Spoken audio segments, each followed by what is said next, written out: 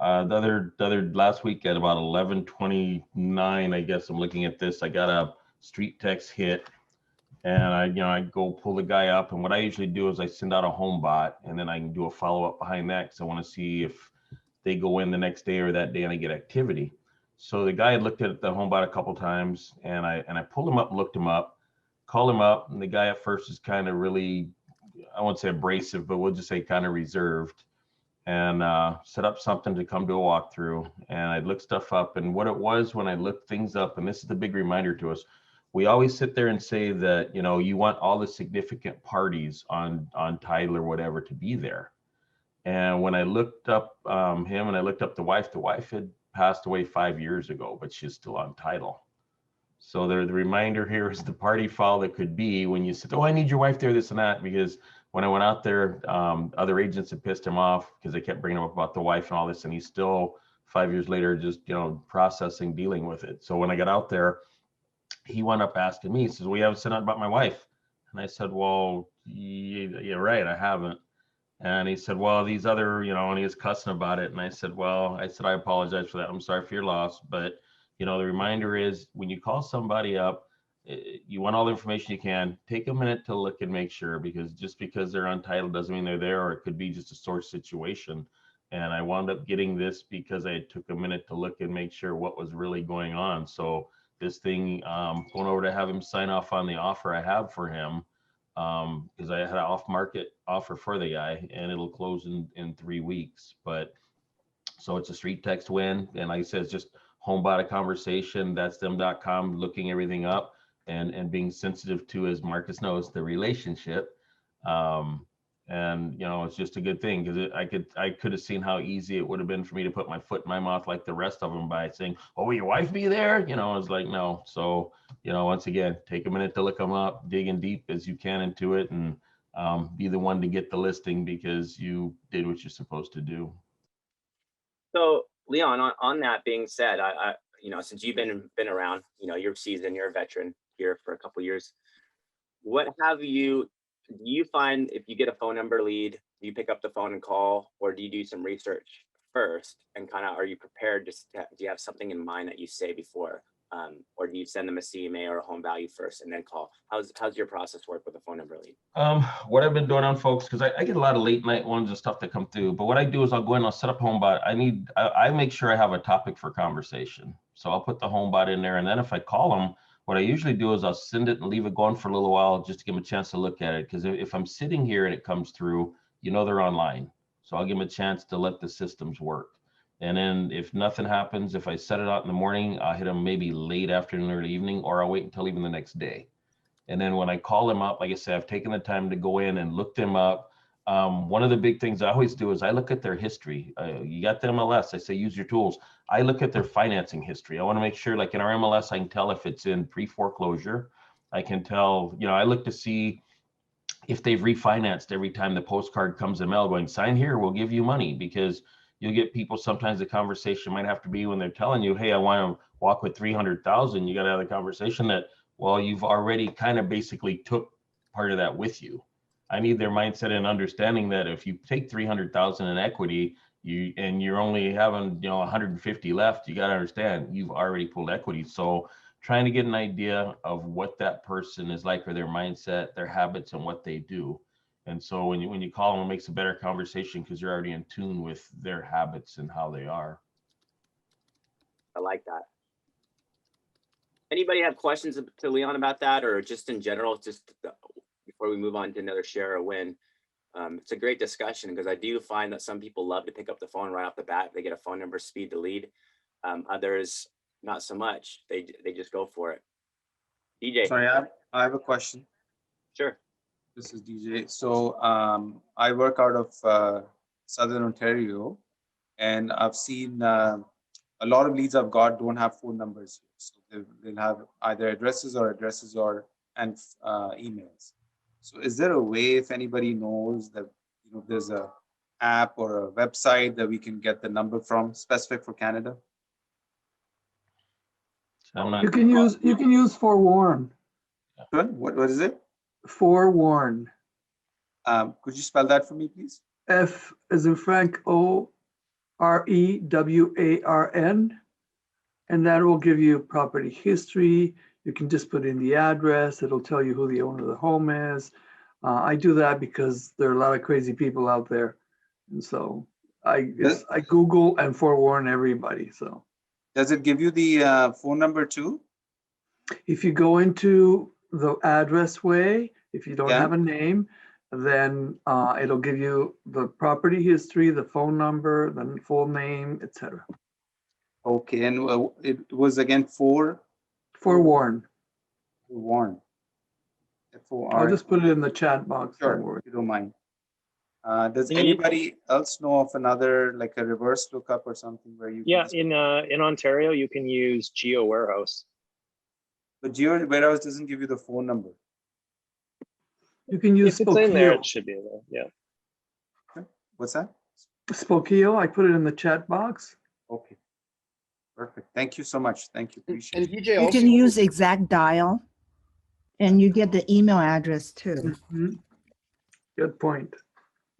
I was going to say, DJ, also be, be aware of the fact of how important your first 24 hours of running an ad is, because, the people who take positive action, especially within that first 24 hours, is largely what's setting up your demographic moving forward on that ad. The ad's going to learn and change over time, of course, but never so much as it does in the first 24 hours. And if the people that you're attracting within that first 24-hour period are just the kind of people who leave address onlys and aren't leaving phone numbers, the likelihood of finding a similar crowd moving forward is very real. So, there's two things I always test for.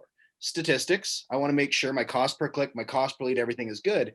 Right. But I want to know that the demographic I'm acquiring long-term is also appropriate. And so there's definitely a number of ways to track down the missing information on anything that you don't get. But if you're getting, 95% address onlys or something to that nature, you know what I'm saying? If you get a very high address only rate and very low phone number rate, well, it may be indicative of the demographic not being quite what we're looking for. So if you have a good ad statistically, I wouldn't recommend turning it off quite yet, but maybe keep testing until you find kind of that mesh of both stats and demo, and then go back and turn your original ad off. That would probably be So I have a question regarding what you just said. So what you're saying is basically the leads that you get when they come like full blown. Like I started an ad a couple of days ago, and I'm getting, which is really weird, full information, names, phone numbers, emails, addresses.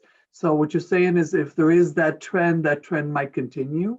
That would be my expectation. It doesn't always necessarily play out exactly that way, of course, but that's the expectation. And again, understand that Facebook, you can no longer pre-select and preset your demographic as you once could. You used to be able to say, I'm looking for people of this age, of this whatever. You could build a demographic. You can't do that anymore. Facebook does that on your behalf based on who they originally think, okay, this ad is resonating with this type of profile.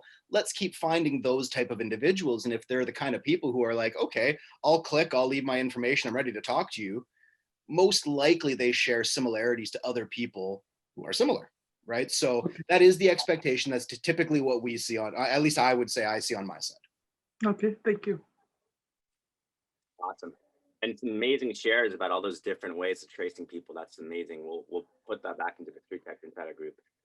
Dean, do you have a share? Yes. We've had kind of a crazy busy week, but in an awesome way. It's interesting.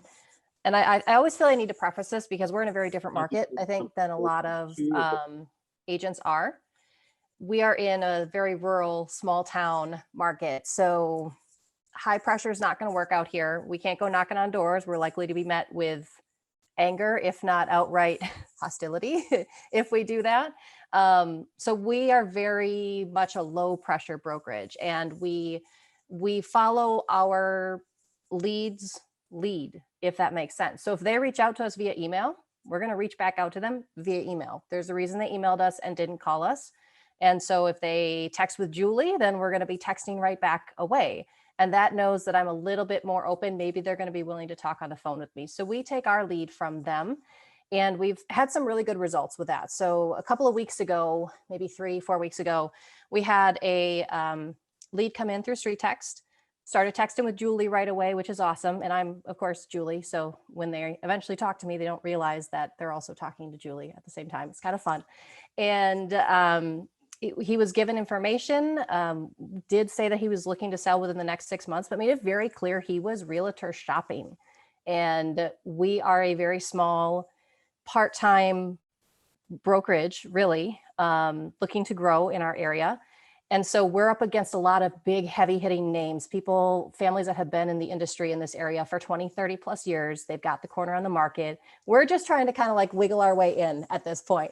And it's starting to work because our care for people is what is setting us apart. And we're getting this now from multiple clients that have originally reached out to us through StreetText and then have signed with us saying, you know, I can tell that you care more than just about getting my sale and my deal. I can tell you're trying to help me. I can tell that you're trying to do what's best for me. And that's really what we go for. And this particular client specifically, he was very upfront with the fact that he struggles with anxiety issues. So I had presented to him because he has an interesting property. It's actually really cool. He's got a manufactured home, and then there's a separate building that used to be a business. It's still in pretty good condition. It's got water, it's got electric, but it doesn't have septic. So it's like, what can you do with this building? And he was trying to figure out how to sell, and we're trying to figure out how to do comps. We really have to see it. But then he says, well, I struggle with anxiety. So I said, well, hey, if you'd like, what you can do is, you know, we can find a time that works for you. We'll drive out. You can leave the building unlocked. We'll just do a quick walk around, and then we can go on our way, and we'll text you or we'll email you with what our final opinion is. And he said that he appreciated that. But then not a week later, he came back and said, let's set up a time to have you come out. And he actually wanted to come out and have us meet with him. Was very vocal about the other realtors that he talked with and how high pressure they were and how they, you know, they seemed to undervalue what he thought he had. Which we're seeing a lot of, because what we're seeing is if it doesn't match what a realtor thinks is good, then the client doesn't feel like the value is being really appreciated. But we always ask the question, well, what do you think it's worth? And this guy had said, you know, I like, not, if I get like 99, that'd be great. And we're like, well, great news, because we think that you could probably get like 110, 115 for it. So we put it on the market. 5 hours later, we got an offer, full price. So that one's going to go pretty quickly. And he's been really happy. At the same time, we had another StreetText lead reach out to us. I gave him the valuation, and just to kind of, I guess, talk a little bit about what I do.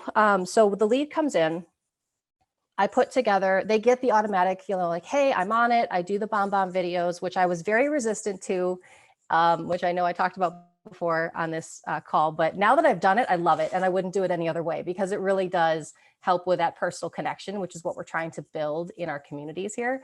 So 100%, I recommend the bomb videos. And then I do a bomb valuation video where I share my screen and I walk them through, here's what the internet thinks your home is worth.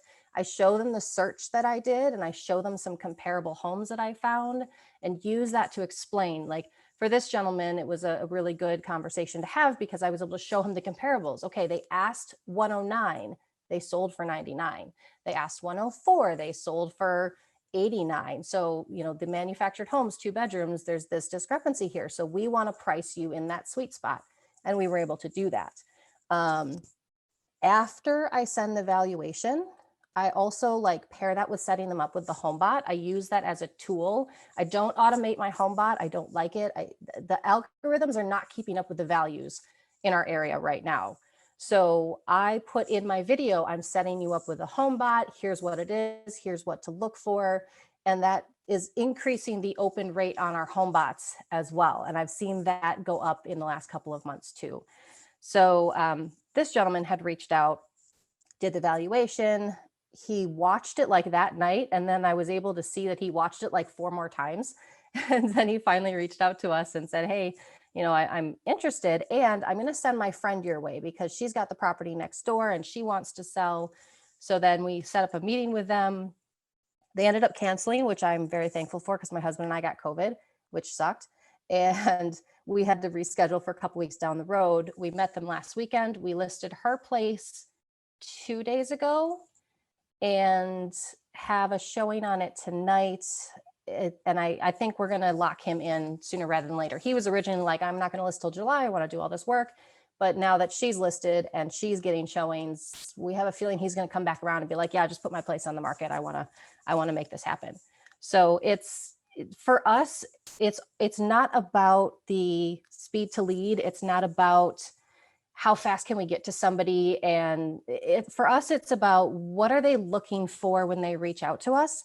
And I love the just curiouses. And I know that might sound really weird because a lot of I would say 90% of the leads that come through are just curious, but that's great because we are building a portfolio of potential leads for the next year plus. And that's what we need in this area because we're rural, we're small, we're trying to get into this particular market. And this is what's setting us apart because we're constantly providing information that is of benefit to our clients without asking anything in return right away. And I think they appreciate that. We talked, Marcus, you had talked before about providing something of value. And that's really what we try to do is to focus on the gaps that we see in our current market. And I can tell you it is communication from other realtors. We hear that all the time. The number of times we get, oh my gosh, I can't believe you emailed me back. I can't believe you called me back. I can't believe you're here. It's sad to know that that's the service that they're getting from other realtors. And then we're also they feel more care from us. And that's what's causing people to list with us. And the fact that we look at their home with fresh eyes and we're not prejudging their home. And a really good example, our last StreetText lead, you're seeing a theme here, like we love StreetText, that we get so many leads through them. We listed her home and she told us, we walked into the home, I'm going to say we walked into it and we were like, oh my gosh, look at this woodwork. It's beautiful. Look at this historic detail. Look at all these intricate carvings. It's like this 1800s home that's been beautifully preserved. It looks a little dated if you like modern homes. Personally, I love historic homes. So my husband and I walked in and we're like, oh, we love it. It's gorgeous. Even the carpeting, which is from like the 1970s, is in pristine condition and it matches the home perfectly. So when we listed the home for like $274.9, I want to say, we listed it as beautiful Victorian home, gorgeous woodwork. We just gushed in the listing. And the homeowner came back to us and said, thank you so much, because every other realtor I've talked to said dated. Update the carpet, remove the carpet, do whatever. You saw it for what it was. And that paid off. We got an offer competing offers within, I want to say 48 hours. And she's closing at the end of this month. So that's the service that we're trying to provide. And I will forever tout StreetText. Maybe not necessarily in my market because I don't want to share what we're doing, but to everybody on the group, I see a lot of the hesitancy or the uncertainty, or, I'm not getting people that are looking to list right away. I'm only getting the tire kickers, but it's worth it. It's worth it. We've been doing this for just over a year now. And our one closing we got from StreetText last year paid for our entire year, which was perfect. And now this year we're looking at 4 in the first 5 months. And guys, I do this part-time. I work a full-time job. I'm a regional manager for another company. So the fact that I can do this part-time and we're getting this kind of response is fantastic. So thank you guys for everything you do. And I'm sorry, I get long-winded, so I'll stop now. I'm also excited though, because it's a pandemic and I don't get out all that often. So when I get to talk to people, I get excited. Hey, Jean, just one thing real quick, and you can check. I know you said that you don't like to automate the home bot. Check with them, because I believe once you set the value, it will continue from that point. It won't like drop it back down. It'll go ahead and do something. And for you, time management wise, that'll save you a lot of time and help you cover ground. And that's definitely what we leave it at. But I don't do like the zaps to input the information. I put it in myself and then I adjust the value right away so that when they get that initial email, they're seeing a true accurate picture of what we think the value is. Because sometimes I see, like I just had a lady email back yesterday. She was a little bit snarky about it, about how the HomeBot was so far off and yada, yada, yada. But all she was getting was the HomeBot. She'd never replied to me in any other way. So I didn't know the size of the house. I didn't know anything about it really. So when I sent her the email, I said, this is just algorithm based. This is the internet's best guess of what they think it's worth. Please let me know information. I can personalize this for you. Of course, she never did. And then when she saw a value she didn't like, she got all bent out of shape about it, but it happens. And so we just responded and said, nope, we totally understand. We'd love to personalize this for you. Please feel free to send us information. And she probably won't, but that's okay. You can't win them all. Incredible. You guys, there's so many takeaways there. I mean, this is the chance to ask Jean, especially considering that, you know, she's been at it for more than a year, part-time. A lot of people give up so early. They look at StreetText as an initial investment of 3 months. And then, you know, it doesn't work out for them. And so they leave. So what would you say to those people who are getting in it for the beginning, the first 90 days, or even the first 6 months? You know, how did you get your first deal? And, you know, now you're looking back at it a year and a half later, and the ROI just continues and continues. How many of those leads that you had this year were from last year?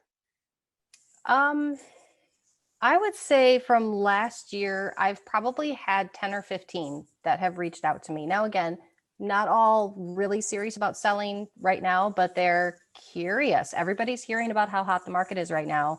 And so they are, if you're in their email, if you're in their, I don't want to say in their face because that sounds weird, but if you're the one that's kind of trickling in and you're reaching out to them on a regular basis, even if it's just through personalized automations like we do with StreetText, when they have questions, who are they going to click on? And this is like so true, because even personally, I did this. I don't know how this mortgage broker got my email address, but he got my email address and I was getting these emails and I knew they were automated. It's fine. I do the same thing, but they had videos in them, just like the BombBomb videos. So when then my husband and I decided we wanted to refinance our house, I was like, you know, I get emails from that guy. I'm going to reach out to him. So it totally works. I mean, that's the way to do it. And I feel like a lot of people get into real estate in general and StreetText specifically looking for an instant win and looking for instant cash flow. And I always say it shouldn't necessarily be about that. It's one of the benefits of this industry. It is one of the things that we really like about this, but it should be about the people and not the money. Because if you're about the money, people are going to sense that and you're not going to seem authentic. You're not going to be real with them and they're going to feel that. So it really, truly is about caring for the people in your community and trying to help them as best as you can. And, you know that if they're reaching out to you, it's because they're not getting it from somewhere else. So the more that you can do to provide information, to provide support, even if it's just, oh, hey, I'm thinking about maybe adding a deck, but I don't know if it's worth it if I want to sell in 10, 15 years. You know, we're happy to answer those questions because that's what they're going to remember in 10, 15 years when they're ready to sell, that we were willing and happy to help, even though we knew they weren't looking to sell right now. Robert, you have a question? I wanted to add on that, what she's talking about the drips and getting responses. I had a win, not a StreetText lead. I'm just like, since I started coming here, I'm like, all right, I got BombBomb, I got Calendly. Let me put this into my CRM's drip that I already have set up for buyer leads with the BombBomb video and the Calendly. And I do some emails back, someone responds, I do some emails back and forth. And then Friday, I'm getting, I'm just getting ready in the morning. I look at my phone, it's like, oh, someone's scheduled for 4 p.m. It's a buyer lead that did not provide a phone number and they went under contract 2 days later. So it's one of the biggest deals I've ever had. So it's just like, even if it's not necessarily StreetText, just everything I'm learning here, it's still a win I'm getting from, say, the masterminds. I'm sorry, I look like I'm just an outline or a shadow. That's cool, man. I got some early showings today. I doing this at the breakfast table. It's an amazing share. It's amazing share. I mean, there's so many takeaways here. And it's true. You come to these masterminds and you learn so much more than just generating leads and, you know, converting street text leads. The tools, the integrations that you use to make you work smarter, not harder, are phenomenal. You know, and it gets exciting every time when you learn how to scale yourself. I love anybody else using, I'm just curious, and Gene, feel free to let me know if you're using something similar. Are you using the template? As a lot of people have seen Jennifer Salter's template where she's created out of BombBomb, where you can throw in that person's home as an image. You can, you know, she's basically saying, this is what your home last sold for. This is what I think your home could position for in the market. Anybody using that template right now with some, you know, success? Anybody? I'm using it. I Hey. just started using it though. Hi. Cool.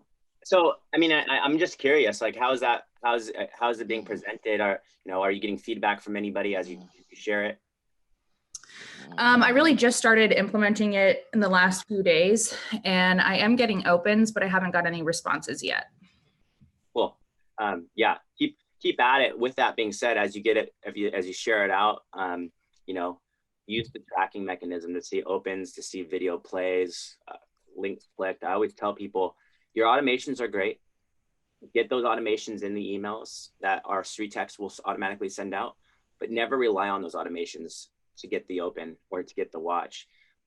What I've been sharing in the conversion workshop is you need to grab everything that you have in your automations and then create a snippet. If I'm using the BombBomb term here, create a snippet inside of your personal email, which means it's the same exact email, maybe slightly change it up a little bit. But once you send it from your personal email with that person's personal email, now you have tracking installed and you can actually start tracking it yourself to get that higher open, watch, clicks, responses, right? Because all those tracking mechanisms are installed in there. So you never rely on percentages. You need to take control, provide the destiny of that email in a way where you're going to get, you know, you're going to be relentless basically on getting that message across and getting it opened. Can I make a comment on using the picture? You may want to check with your MLS first, because in San Diego County, or actually it's CRMLS, it's a huge fine if you get caught using somebody else's photo. Google.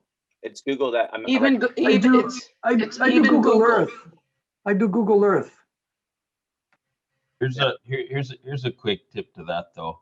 Go ahead and use Google Earth or whatever, and you can move around in there. Go ahead and just shift away from the picture that comes up, take it at an angle, just make it look a little different, and then you just go ahead and copy it. And now it's not the exact picture what someone else had, and they can't come back and say you took their stuff out of the MLS or anywhere else.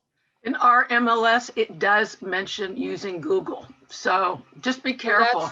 I think though you're talking about posting that picture to the MLS versus sending it to a client, right? We're talking about sending it in a BombBomb to that client so that they recognize their house versus putting it on the MLS. So if you put that picture from Google on the MLS, yes, that's a fine, but the MLS has no governance over us sending a picture out to our database or something like that, unless you've got some moles in your database. But I mean, other than that, you're not gonna, I think it's two different things. Well, I beg the difference, because I've gotten hit twice by two different warnings. So I think the general rule of thumb on all of these though is if you have any personal concerns whatsoever, I think the smartest thing to do is always approach your broker, always confirm for yourself what's the best thing for you to do in your own area. And if for whatever the reason, if you feel at all uncomfortable, do something slightly different. There's always alternatives, different things that you can do. And again, this is all about, offering suggestions and everything like that. But again, and Deborah, for you, what you're saying, if you have at all any hesitancy whatsoever, err on the side of caution. Definitely, approach the broker or whomever within the board and just confirm that you're doing things on the up and up to make sure that you're not wading into any murky waters there. And real quickly, Joe, you had definitely looked like you wanted to say something desperately there. So fly at her, man. Thanks, man. I appreciate the vacation. I completely forgot what it was. I'm just kidding. No, well, two things. First of all, I wanted to say, I appreciate all the masterminds I know when I do them consistently, I always come back with more good stuff. One thing I learned from BombBomb, and y'all may have known this already, but I created some templates. But what I found out was, instead of each time I've been doing my valuations, my custom video and attaching it to one of the templates, I found out yesterday that I have to create either the template and do a new email, or go into the template and do a new email, as opposed to just changing the name of the email and sending it to a different person. The reason I say that is, and I don't want to go deep into the water, but basically it was tracking all the different people opening it that I was sending to. So if I sent it to, hey, Melissa, here's your home value.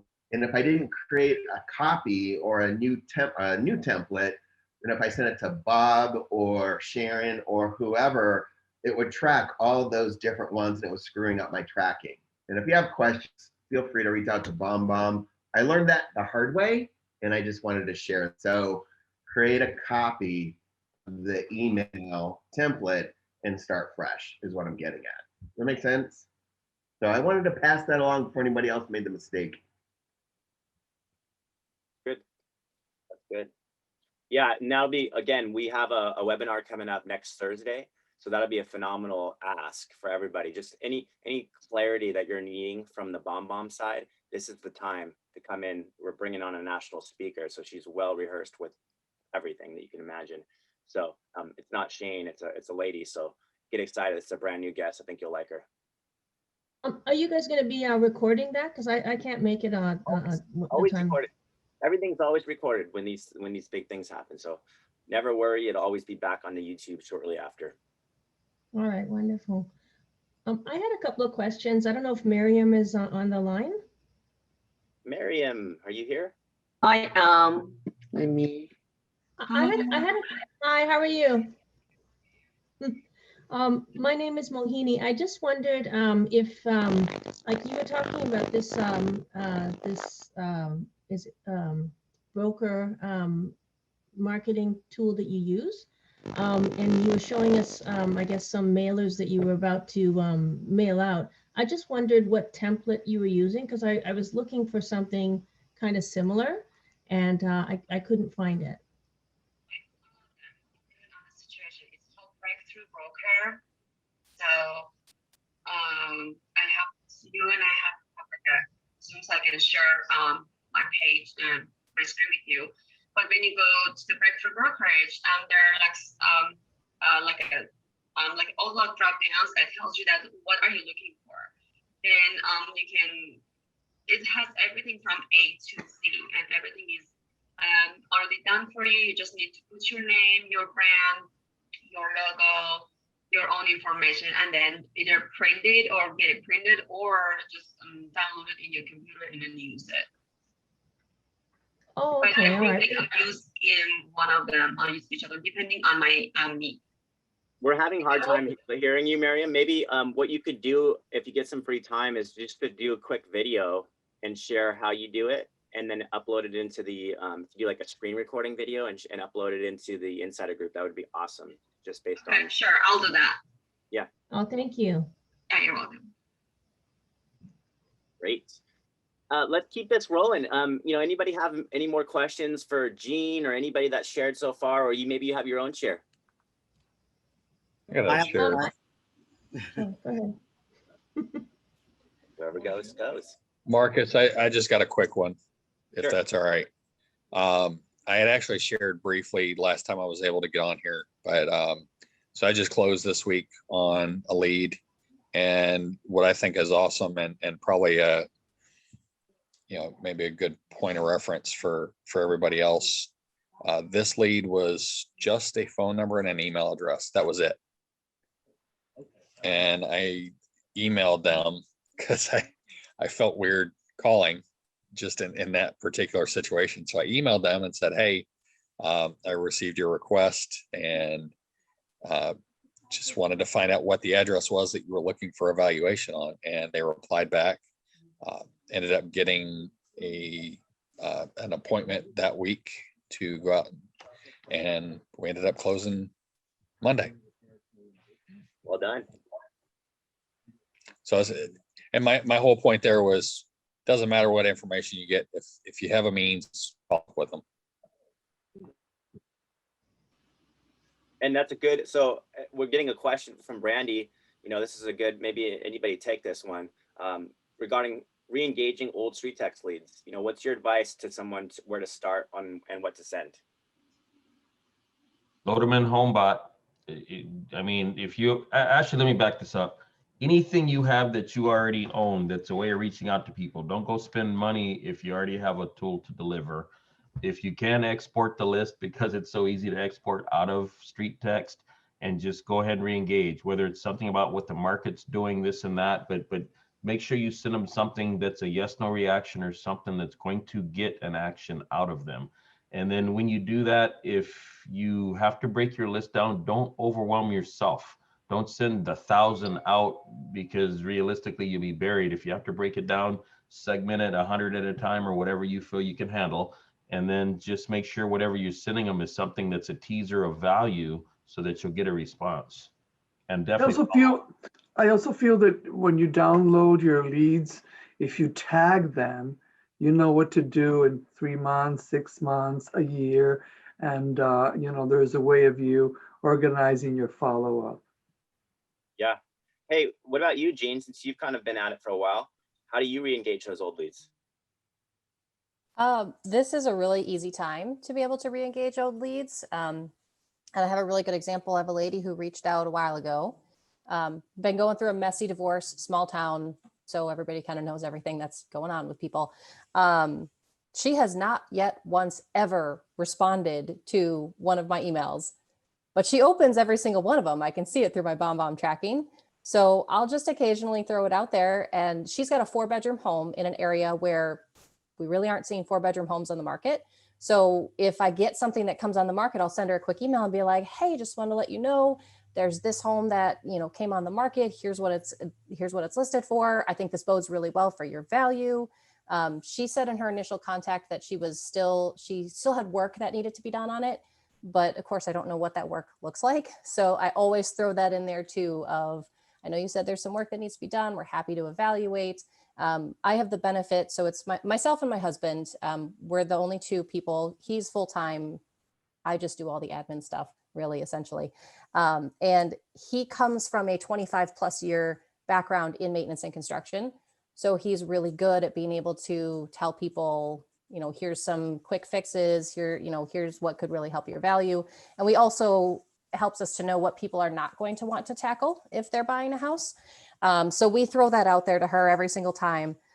And like I said, she's never answered us, not once, but she looks at every single email that I send her. So it's just a matter of timing. But this is such a good market. If you have the history on a home, or you've given them a valuation maybe 6 months ago, at least in our area, the market is so hot that their value has gone up in the last 6 months. And it's a perfect time to email them back and be like, hey, I was just going through and I saw, you know, it's been a couple of months since I valued your home, and I want to make sure, this market is so crazy hot, that you have the best information. And I try to keep it a little bit vague-ish to kind of give them a reason to reach out and get some more specifics. But that's a really great opener, because again, you're providing a benefit to that person. And I think people appreciate that. And anything that's not custom, like a text that says, hey, values have changed, or things can be automated through your CRM too. But we like to have kind of a general no cost solution that we can invite everybody to. So we do 2 buyer seminars, 2 seller seminars, and 2 investor seminars a year, just as a Facebook Live. And anytime we have something coming up, if it was a seller lead, we still send them buyer, investor, and seller seminar announcements, and just saying, and this is all automated, you know, hey, we know that you originally were asking about your home's value, but if you know anybody that's thinking of buying or selling in the next year, or if you know anybody that's wanting to invest or whatever, come to this seminar. So that's a really easy way to re-engage thousands of people without having to customize anything. I can't speak for everybody, but I've had a couple of conversations with Jennifer Salter, and being in a similar position where it's just me, I don't have a team. I try to make things as personable as possible, and a lot of times just that short little email, hey, how you doing? Just touching base. It's got that personal feel to it. But in addition to that, one thing that I learned through the training when I first became an agent was 16 days is your max time frame where you don't want to be out of sight, out of mind with people. So generally what I do is I have a once a month item of value in our CRM provided by the company. I also put them on the holidays, and then there's one other one, I can't remember what it is off the top of my head, but it's never more than 2 weeks before they get an email every single month. Cool. Mohini, you said you had something you wanted to share? Well, actually, it was just another question. I just wondered if anyone is connecting with their clients on social media, and specifically Facebook or Instagram, and if they're using like any kind of custom audience to do so, like if anyone has had any of those kinds of successes. Personally, wise or like retargeting? I actually just got an email on my Are We Facebook Friends Yet? Like just now. He says, I didn't see your friend request, but I sent you one, which is awesome because I couldn't find him. So isn't that great? Now we can be friends. So now, Wendy, I would find someone to take over that re-engagement of your personal email with that email, and just like get that person to open that up 90% of the time. With the Facebook friends, yeah, just go resend that one, because that's your special power.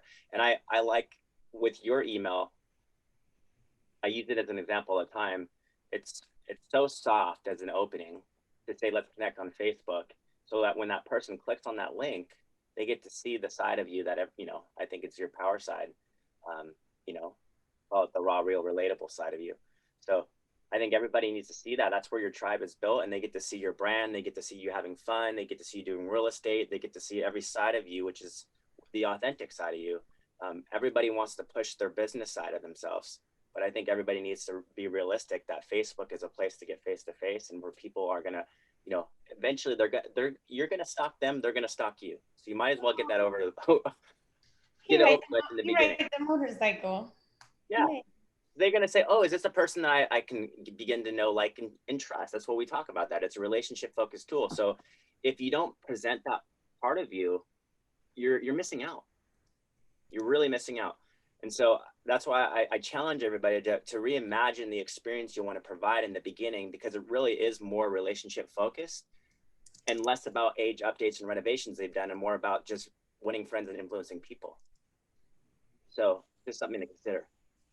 On the flip side of that, just to provide another angle, not to say that, what Wendy's doing is it may not work for everybody. So I know for us, I don't really ever request people on Facebook until the relationship naturally progresses to that point where we are actually communicating. I don't blind request people, because that feels, again, in our area, that feels salesy. Because I people are going to be like, why is this random chick requesting me on Facebook? Like, I don't know her. And most people in our areas, if you already know somebody, you're already friends with them. And if you don't, you're going to look at that request and go, I've never met this person ever. I know this is not going to happen. And then they just kind of leave you hanging in limbo. But we just became Facebook friends with a couple of buyers that we've been working with. I mean, it happened naturally because they're from a city 2 hours away. They're relocating here. And the best way for us to do virtual calls was Facebook Messenger and do video calls. So I friended her on Facebook, she accepted, and we did video calls, and that progressed very naturally. So we wait until we get to that point in our relationship in real life, and then we will send the friend request on Facebook. Now, of course, we'll always invite you to like our business Facebook page, which we do get fairly personal on. Like, we post pictures of our dogs and the deer in our front yard and our crazy, wacky sense of humor that we have with TikTok videos and stuff like that. So it's still very human in its presentation, because again, we're just very low pressure. We're not high sales in what we do. So that has worked really well for us thus far. And like this buyer, I know for sure she's singing it to the moon right now, how much she's enjoyed working with us, which is exactly what we want. And we always tell everybody that's the absolute best compliment that you can give us, is if you're referring us to your friends and family, because that tells us that we did a really good job for you and you appreciated all the work that we put in. And that's what we want, because small towns, word of mouth is your best referral. That's great.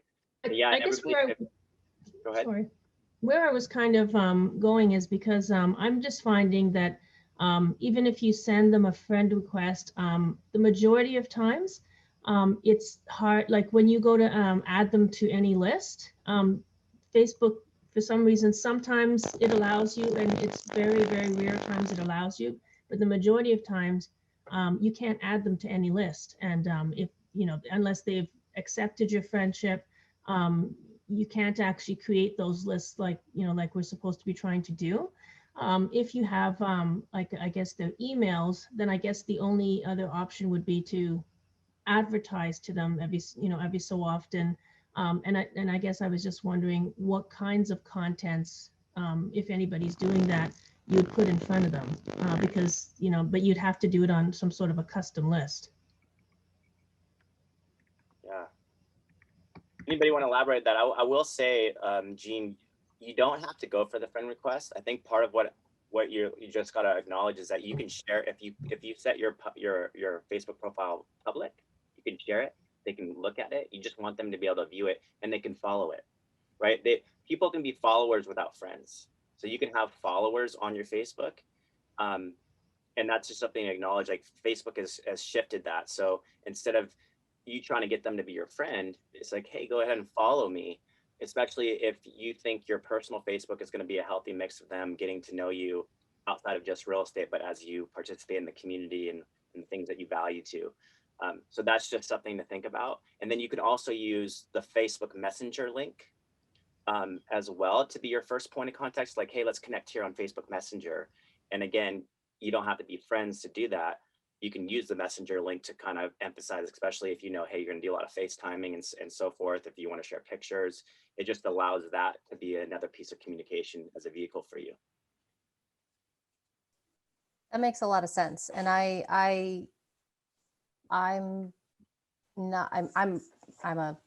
subtle on Facebook. I'm on Facebook, but I'm not posting a whole lot on Facebook. Like, so if you go to my personal one, I don't know, I post maybe twice a month, and it's usually something about my kid, my dogs, or deer. So it's, I'm fairly boring on social media, but I'm also very aware when I am posting something of what's private versus what is public out there for everyone.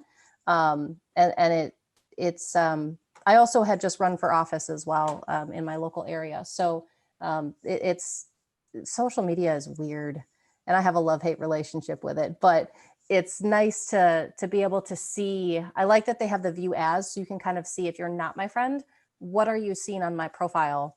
What pictures are you seeing? Make sure that any crazy college stuff that may have happened is nicely private. But I think people are so much more aware of that these days, and I know I am. And so there's things that I'll post just to my friend group.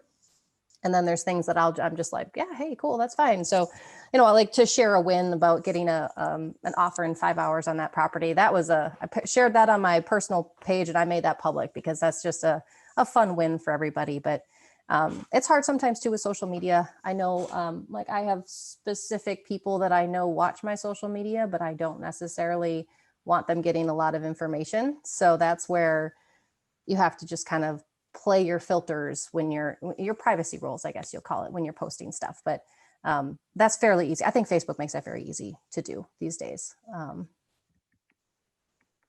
Yeah.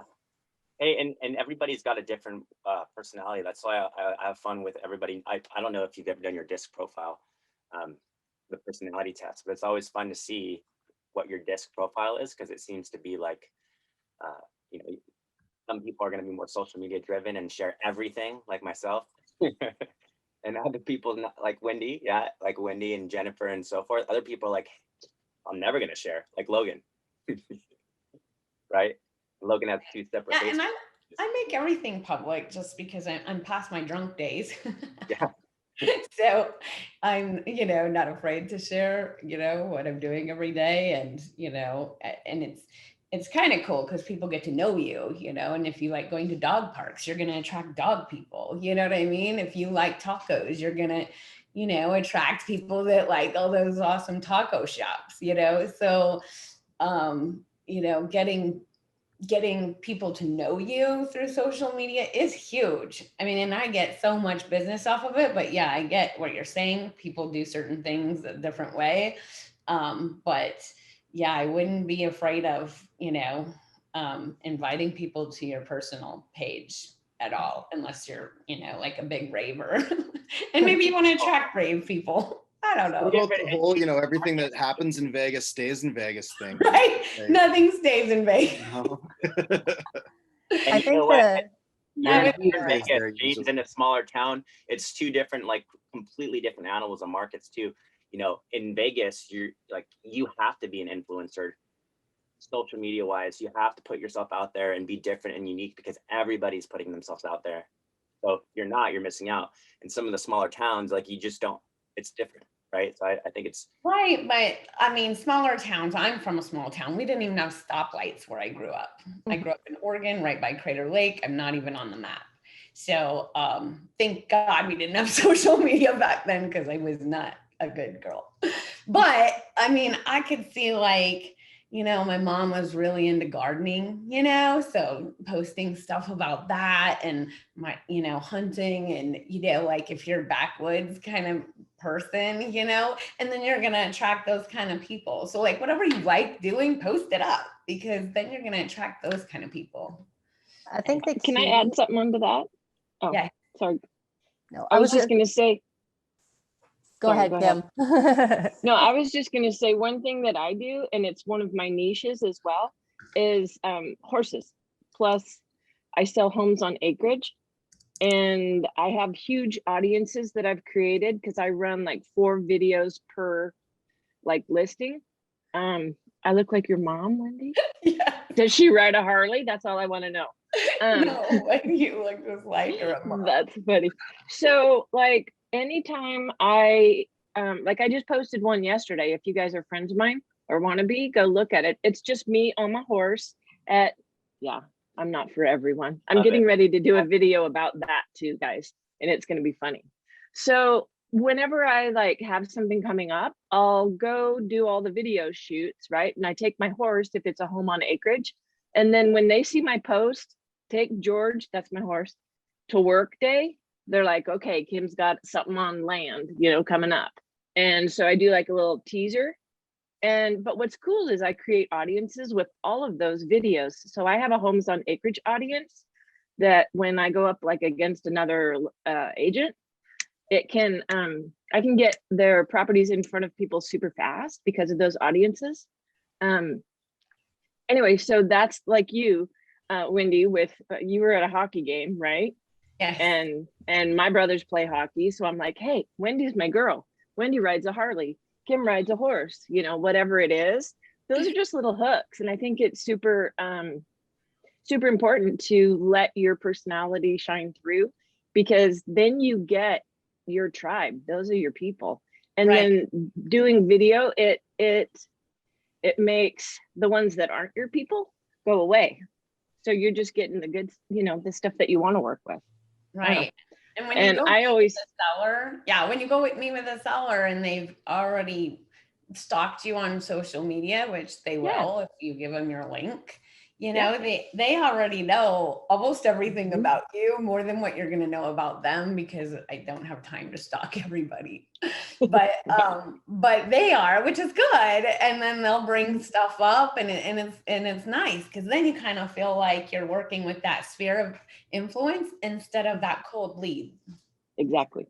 Yeah, if you haven't read Gary Vaynerchuk's book on jab, jab, jab, hook, it's a really good book on that concept where all of your little personalized posts are the jabs. That's the hooks. That's people getting to know who you are. And we're so busy always doing the hook. Like we use our Facebook page, like, get your home value. I sell homes. Did you know I sell homes? You should. And it's all real estate. And you're always trying to hook people, where he talks about jab, jab, jab, jab, value, value, value, be you. And then every once in a while, when you drop your hook, hey, did you know that I did this? I'd love to provide your value, because I now know, like, and trust you. I'm like, you're my, like, you eat tacos, you ride a Harley, like, you love horses, like, this person is my person. So now I'm going to go for the hook because I feel like I know you, like you, and trust you. So that I would suggest that book if you haven't read that book, Jab, Jab, Jab, Hook by Gary Vaynerchuk. Here's another thing too. Like I'm doing, I mean, I purposely got this t-shirt for a video that I'm getting ready to make, where, and a bunch of the girls in this other coaching program that I'm in have done it. But like I have a 3-story chicken coop, right? And I have a drone. And so I'm literally in the tree next to my 3-story chicken coop, and I'm flying and the chickens are all running out. And then I go up and you can see the 3-story chicken coop. And then there's me with the controller in the tree. And I'm like, if it bothers you that I have a 3-story chicken coop and a dozen chickens, I might not be the realtor for you. And then I'm hooking up the horse trailer to the dually. And I'm like, if it, what is it? Intimidates you that I can hook up my own horse trailer and I drive a Dodge diesel dually, I might not be the realtor for you. But I guarantee all the horse people, I mean, there's hook after hook after hook in these videos. So I have a bunch of funny ones coming up. If you want to be my friend. I can't wait to watch. And I was going to say too, I think the key is just making sure that whatever it is you're doing is natural for you, because if you're fake, they're going to feel that you're fake. So if, you know, for Kim and Wendy, I think you guys are probably fairly extroverted, I would say, just based off my observation. And I'm much more of an introvert. My husband is much more of an introvert. So the tactics that we take are a little bit more subtle. And Marcus, you're talking about the disc profile. I definitely recommend that for everybody. I read through mine and I was like, dang, they got it right. This is like 100% me. But that's the key, is don't force something that doesn't feel right for you, because your customers, the people in your community, they're going to see right through that. And Gene, you know what, with that being said, Janky is well known for saying match that person's personality, like match their energy. So figure out, like, she's really good at figuring out someone's disc profile. We did a role play one time live on a Zoom, and she matched my energy because she know, like, right off the bat what type of lead I was, what type of person I was. So you're just matching what they are. If they're analytical, if they're numbers focused, you got to try to figure out how to match that and not come as being overly DI, which is that what I would be. I'd have to like step back and like, oh, this person doesn't want this type of energy. Right. So I think taking it back to authenticity really is the most important thing. Is you have to understand you first. Once you understand you, that you can then start seeing what maybe other people are doing and say, okay, that is for me, that isn't for me. But kind of like Gene was saying as well, is it's hard to force something that isn't you. Now, with that said, you do need to kind of swing outside your comfort zone every so often. You don't know what you're capable of until you're uncomfortable, right? You do have to make yourself uncomfortable and learn and grow and become a better version of you, but you don't have to be a different version of you. Just grow and enhance who you are and your own natural abilities. And, you know, for me personally, you know, in real estate especially, I think that if my clients know I'm a realtor, they should know I'm a realtor. I would certainly hope the people that I'm interacting with know that I'm a real estate agent. I don't need to remind them that constantly. I don't need to constantly remind them, hey, it's been 3 months since we spoke. Do you want to sell your home? No, a very simple check-in. Hey, how are things going? How are things for you? Simple. Let them tell you what's wrong. Let them tell you the problem and you can diagnose it. Coming in and assuming the problem, I feel, again, comes off as inauthentic, right? Hey, I bet you're having problems with this, that, and the other thing. No, it's, hey, I just wanted to check in. It's been far too long since we last spoke. How are things? Right? Let them reach back out and let them re-engage, and then you can offer your solutions. But that's it to me, is early on, everybody knows that I'm a realtor. I don't need to constantly remind them of that. I'm simply here to help. Incredible. What a great mastermind. Hey guys, it's kind of past the top of the hour, so this is a time to wind it down a little bit. Anything that you want to share? What are you learning from? What's your one takeaway from this session? Maybe you can throw that down in the comment section. What are you going to do with this mastermind and bring it back to your business, to your StreetText solution? Well, I have a win. I'm sure I have a ton of takeaways too, but Selma joined my team and she's also a StreetTexter and she is amazing. So I'm super excited about that. We're going to get all her videos and stuff going good tomorrow. So love it. Yeah. Thank you, Wendy. I'm glad to be part of this family. And what I wanted to say is, I feel like these masterminds are like my favorite part of the group because I'm learning so much from everybody, and that can be applied in my real estate business in general, not just StreetText. So it's just a lot of great value. Love it. Love it. You know, I just wanted to quickly say, I did say I was only going to take the first 5. I got 12 people who asked for the custom ad, and I'm feeling incredibly generous today. So we're going to go ahead and I'm going to build the ads for all of you guys. So look for an email from myself and from Maddie. We're going to, after I build the ads and everything for everybody who did message me there, you'll be getting sent a link for tomorrow's get together. If you can't make it, that's fine. But if you can, that'd be great. We'll all have at least 24 hours of data on these ads. As with anything, you know, if the ads aren't working well, let's be quick to turn them off, but that's what I'll help you guys with tomorrow. It's a good opportunity to see what's going to work. And again, so far, for the people that did come to the custom ad class, we had really good results. You know, $2 emails, I think $3 emails in Orange County so far. So looking good. That's kind of what we're looking to do. After this next session, if it all goes according to plan, we're going to template this eventually for everybody else to be able to take benefit in. So yeah, I got one more. Okay, I'll take you as well, Coach. So yeah, we're good. Look for an email from me and Maddie here shortly, and we'll get some custom ads up for you. Do try to make the class tomorrow as well, or just the session, I guess, so we can review results, and you'll be getting. What time is the class? I believe Maddie, if Maddie's on here, I think she set that up already. Otherwise, we'll be emailing you a link with the time in it and everything. All right, thank you.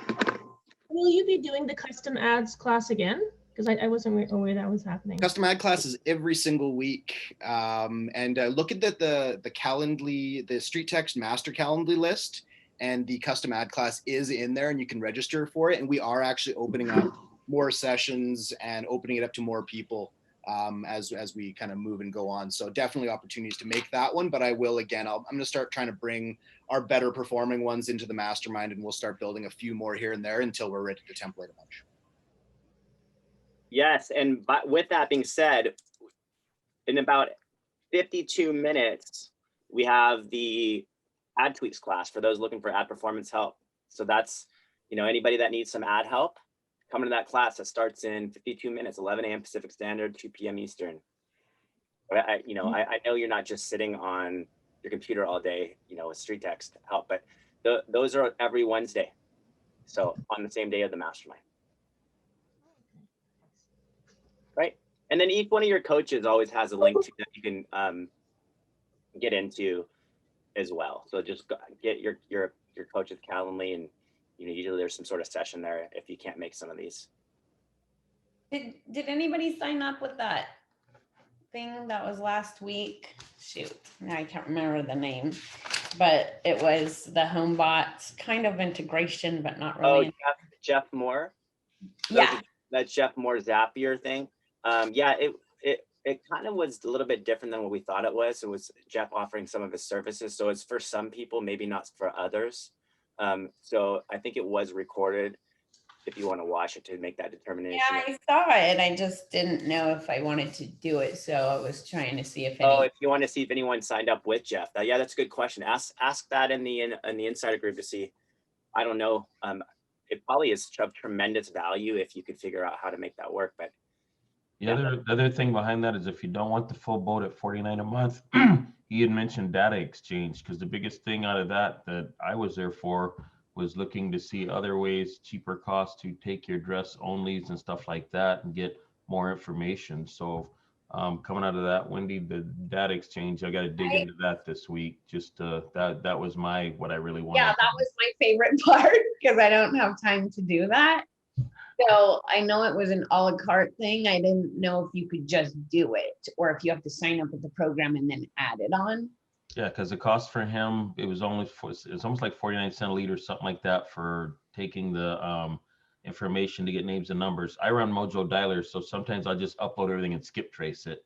And then I go in once or twice a month and update. But if you just want to go into Data Exchange and do your list, it's probably 35 cents a lead or something like that. That might be worthwhile for people that just want to try to pin down phone numbers and emails as well. Gotcha. Do we have HomeBot integrated yet? I don't know. Anybody know that? HomeBot integrations? Not yet. It's not done yet. It's being worked on. We do have a dev specialist, I guess we'll call them, on it being built, but it's not done quite yet. Just a quick FYI on HomeBot through Zapier, there's not a public feed, but if you email Zapier support, you can ask to be in their beta program. They'll have you fill out a 2-page questionnaire about like, do you know what you're doing with Zapier? I just got approved, so I'm going to set up my first Zap that should automatically post all of my leads in HomeBot for me, in theory. From StreetText or from other sources? What'd you say? From StreetText. Well, from any source. I mean, okay. as soon as you have that HomeBot beta Zapier invitation, you can build that into any Zap that you have. Cool. All right. Well, I just transferred a whole bunch of all my StreetText leads into HomeBot. I just emailed it to them and then they sort through it, which is great. I don't have to line up the columns or anything. So hopefully those will be available by the end of today. But I also do ZBuyer leads, so I have those in a separate thing. But I'd like it a little more automated, and I don't know. I still feel like I'm trying to take a drink of water out of a fire hose every time I get on here. I'm like, Rich, what I would recommend, how many StreetText leads would you say you're uploading into HomeBot? probably 300. Okay, so the goal to yourself, maybe call it 10 a day. Go in and look at the activity and hit those always as the ones that are active. But then go in there and look and tweak the values, try to do 10 a day or even 5 a day. Because I mean, at 5 a day, it'll get done, but 10 a day, it'd take you a month and you'd have it. And then as you get StreetText leads in there, just tweak it and do what you do and see what happens. Yeah, that makes sense.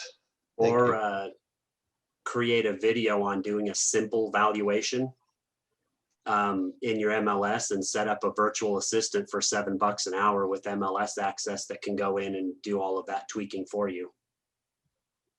Yeah, I think you mentioned that last week, and I thought that was a great idea. I was thinking about getting my daughter to do it. Like, I'll show you how to do it. It's pretty easy. If she pulls a cloud CMA, she can get some pretty decent values, and might as well get her to learn, you know?